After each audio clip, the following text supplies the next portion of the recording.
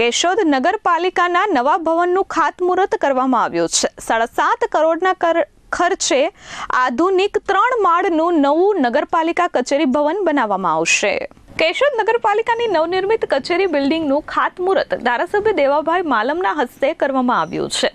राज्य सरकारनी सुवर्ण जयंती मुख्यमंत्री शहरी विकास योजना हेठळ नगरपालिकानी नवी बिल्डिंग माटे 6 करोड़ रूपियानी ग्रांट फाळववामां आवी छे। आ उपरांत 1.5 करोड़नी વધારાની ગ્રાન્ટ પણ ફાળવવામાં આવી હતી, જેના કારણે 7.5 કરોડના ખર્ચે 3 માળનું આધુનિક અને સુવિધાસભર બિલ્ડિંગ નિર્માણ કરવામાં આવશે। આ નવી બિલ્ડિંગ તૈયાર થતા નગરજનોને નગરપાલિકાની વિવિધ સેવાઓનો લાભ એક જ સ્થળે સરળતાથી મળી રહેશે અને નગરપાલિકાના સ્ટાફ માટે પણ આધુનિક અને સુવ્યવસ્થિત કાર્યસ્થળ ઉપલબ્ધ થશે।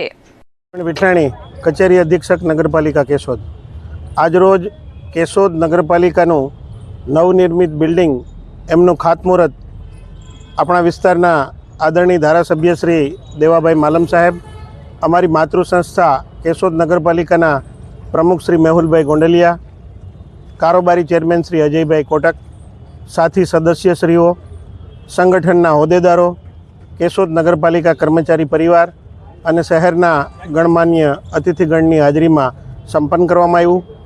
આ નવનિર્મિત બિલ્ડિંગ છે એ સુવર્ણ જયંતિ મુખ્યમંત્રી શહેરી વિકાસ યોજના ગ્રાન્ટ 6 કરોડની નવા બિલ્ડિંગ માટે જે ફાળવવામાં આવી છે એમાંથી આ બિલ્ડિંગ આજરોજ ખાતમુહૂર્ત કરવામાં આવ્યું।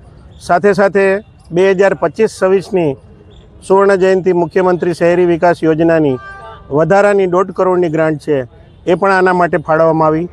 એટલે કુલ 7.5 કરોડના ખર્ચે આ G+3 3 માળનું જે બિલ્ડિંગ છે એ અહીંયા નવનિર્મિત થશે, જેથી નગરપાલિકાનું અદ્યતન આધુનિક સુવિધાસભર જે બિલ્ડિંગ છે એ સ્ટાફને મળશે અને લોકોને પણ કેશોદ છોડી અને કેશોદથી દૂર જવું નહીં પડે। શહેરની મધ્યમાં આ બિલ્ડિંગ છે એ લોકોની સુખાકારીમાં પણ વધારો કરશે અને એમને રોજબરોજની જે કંઈ ફરિયાદો છે, રોજબરોજના જે કંઈ પ્રશ્નો છે એના નિકાલ માટે ચારચોક મધ્યે જ જે જૂનું બાલ મંદિર બિલ્ડિંગ હતું ત્યાં આ નવું બિલ્ડિંગ છે સાકારિત થશે અને જેથી લોકોની સુવિધામાં વધારો થશે।